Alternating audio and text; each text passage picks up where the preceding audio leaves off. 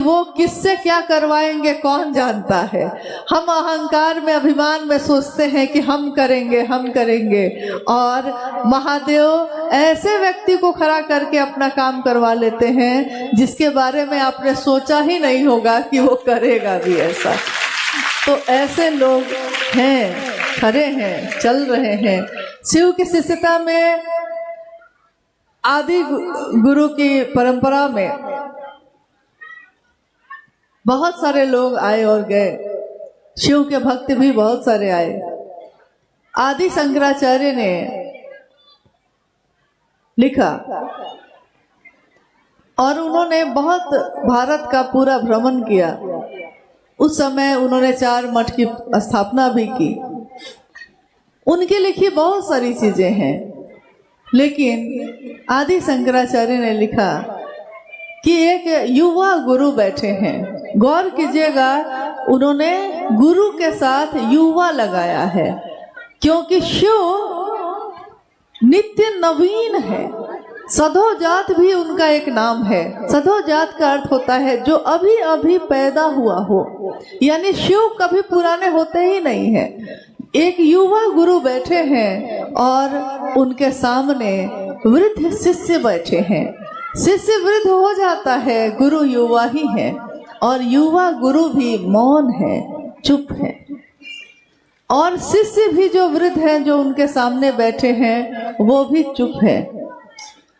परंतु गुरु के मौन से ही, गुरु के चुप रहने से ही शिष्यों के मन का सारा संशय विनष्ट हो रहा है। शिव के गुरु स्वरूप की ये बात सैकड़ों साल पहले उनके द्वारा लिखी गई। संत तिरुमूलर ने लिखा कि उनकी सेवा करो जो शिव की सेवा में लगे हैं। और उन्होंने कहा कि ये चलते फिरते मंदिर हैं। इसके बाद जो पंक्ति उन्होंने लिखी है कि शिव के सेवा में लगे लोग जो चलते फिरते मंदिर की संज्ञा दी गई है, इसकी अगली पंक्ति उन्होंने लिखी है, लेकिन ऐसे लोगों की पहचान कठिन है।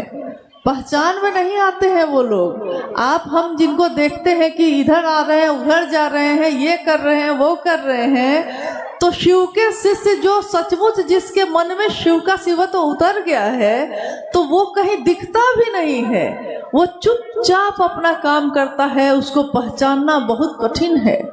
इन आंखों से देखकर पहचानना कठिन है। उसको पहचानने के लिए दिल की आंखों से देखना होगा, तब वो पहचान में आते हैं कि वो शिव का लोग है, शिव के गण, शिव के आदमी हैं। जो चुपचाप महादेव का काम कर लेता है और किसी को बताता भी नहीं, वो किसी को दिखाने नहीं जाता। आपको क्या पता कि हमने क्या किया है महादेव का काम, हमको क्या पता कि आपने क्या किया है। मैं आपको हमेशा नहीं देख सकती, आप भी मुझको हमेशा नहीं देख सकते, परंतु शिव तो हमको हमेशा देखते हैं। हम पूरी दुनिया से छिप जाएंगे, परंतु महादेव से तो नहीं छिप सकते।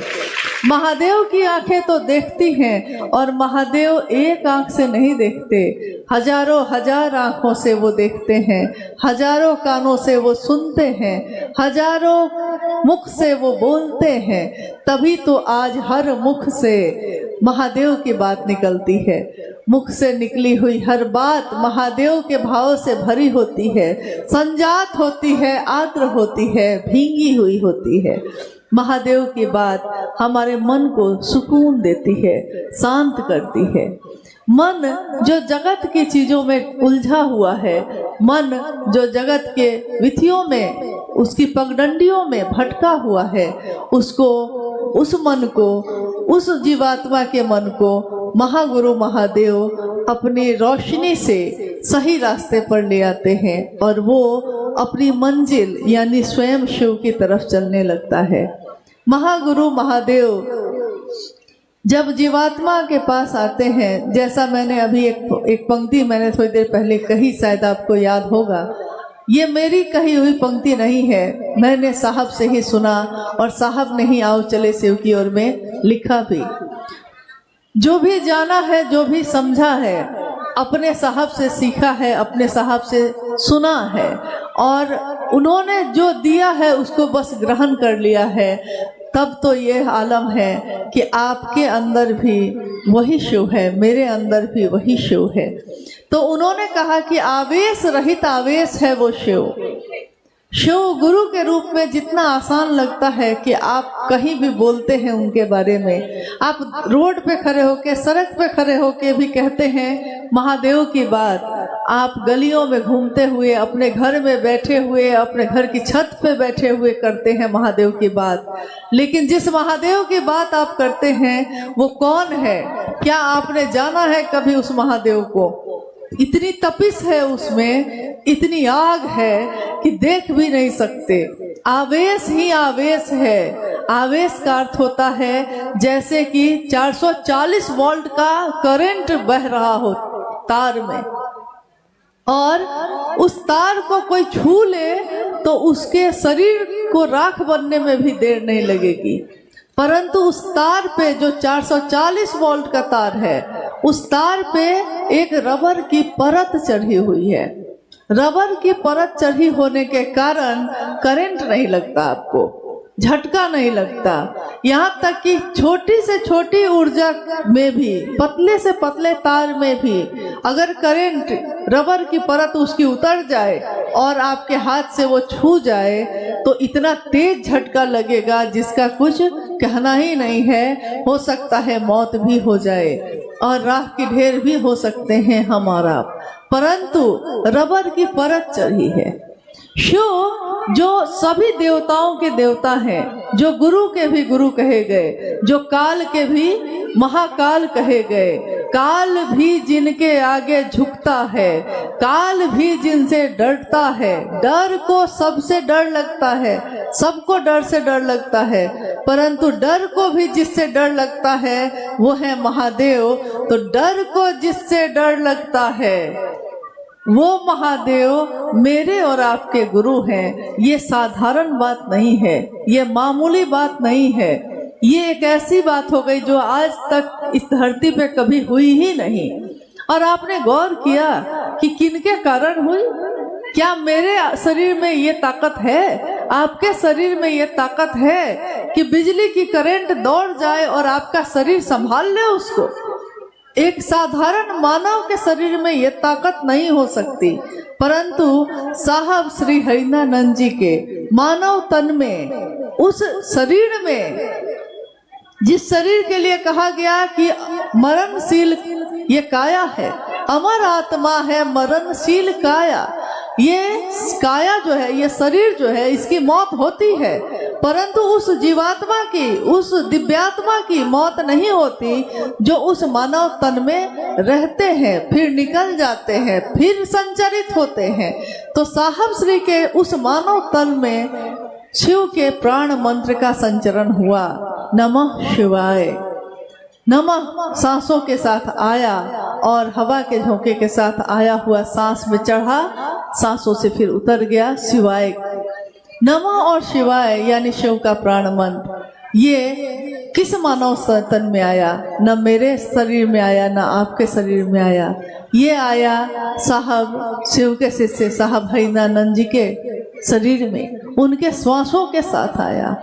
और तब जिस तरह एक ट्रांसफार्मर में बिजली की सप्लाई की जाती है बहुत तेज, ट्रांसफार्मर जो बिजली के सारे ऊर्जा को संचय करता है और क्षमता के अनुकूल, क्षमता जिस तार की जितनी है, किसी में अगर 20 वाट का है, 20 वाट का बल्ब है तो ऊर्जा उसमें 20 वाट की ही जाती है, किसी में अगर 60 का है तो 60 का ही जाता है। अगर 60 का चला जाए 20 में तो बल्ब ब्लास्ट कर जाता है। यानी वो ऊर्जा जो अक्षय स्रोत है, मेरी और आपकी क्षमता को देखकर ही संचरित होती है, जो हम बर्दाश्त कर पाते हैं। और अगर मात्रा बढ़ जाए तो क्या होता है जानते हैं? बहुत पहले पटना में साहब रहते थे, उस समय एक गुरु भाई ने एक दिन कहा साहब से कि मैं महादेव की दया को देखना चाहता हूँ, महसूस करना चाहता हूँ। मैं चाहता हूँ कि महादेव की दया कैसे होती है हमको समझ में आए। साहब ने कहा चलिए आपकी यही इच्छा है तो यही होगा। कुछ दिन के बाद उन्होंने एक व्यक्ति से पूछा कि अमुक गुरु भाई आजकल आता नहीं है। तो उसने बताया कि जी आपको खबर नहीं हुई कि वो तो कहते हैं कि मुझको सब कुछ धुआं धुआं ही दिख रहा है, मुझको कुछ आगे दिखाई भी नहीं दे रहा, कुछ समझ में नहीं आता, विक्षिप्त की तरह की हालत में हो गए हैं। खैर साहब ने फिर बुलवाया और कहा कि दया की जो मात्रा दी थी वो वापस लेता हूँ। हंस के उन्होंने कहा उस दिन, यार दया तो मैं भी कर सकता हूँ लेकिन मात्रा कितनी होनी चाहिए ये मुझको पता नहीं है, कभी मात्रा बढ़ जाती है कभी घट जाती है। तो देखिए थोड़ी सी दया निश्रित हुई महादेव की तो धुआं धुआं ये जगत दिखता है, थोड़ी सी दया निश्रित हुई महादेव की तो सब कुछ लगता है आसमान में ही उड़ रहे हैं, पता ही नहीं चलता है धरती का। तो जब वो पूरी की पूरी दया अगर करने लगे तो हमारा आपका क्या होगा। इसलिए महादेव की दया भी उतरती है हमारे जीवन में, लेकिन हमारी क्षमता को देखते हुए धीरे धीरे रे मना धीरे सब कुछ होए। माली सींचे 100 घरा ऋतु आए फल होए। माली तो 100 घरा भी सींच दे तो क्या होगा, ऋतु आने पे ही तो फल होगा। और गुरु हमारे शरीर के, हमारे जीवन के सारे जो अवगुण है उसको इस तरह से एक सुंदर स्वरूप दे देते हैं, जिस तरह गुरु कुम्हार शिष्य कुंभ है। गुरु क्या है, गुरु की इच्छा के अनुसार कुंभ यानी मिट्टी का वो ढेर, कुंभ गुरु की इच्छा के अनुसार जिस तरह कुम्हार अपने हाथों को हिलाता भी नहीं है और उसके मन की इच्छा के अनुसार बर्तन बनते चले जाते हैं, कभी कटोरी कभी तस्करी कभी कुछ, उसी तरह गुरु की इच्छा के अनुरूप शिष्य का जीवन भी ढलता चला जाता है। हम सिर्फ शिष्य भाव में खड़े रहें तो महादेव हमको अपने अनुसार बना ही लेते हैं। हमको महादेव नहीं बनना है, वो महादेव ही हमारे आपके जैसा बन जाता है। यानी वो अपनी क्षमता को इतना नीचे करते हैं कि हम उनको महसूस कर पाए। अगर शिव अपनी समग्र शक्तियों के साथ प्रकट हो जाए तो धरती बचेगी भी नहीं, तो हम देख कहाँ से पाएंगे। इसलिए उस महागुरु महादेव को हमने अपना गुरु बनाया है, जिनके कारण आज हमारा आपका जीवन धन्य है। आइए हम सब उस महादेव को अपना शिष्य भाव अर्पित करें। हम सबका मन शिव की दया की अतल गहराइयों में समाहित होता रहे, डूबता रहे।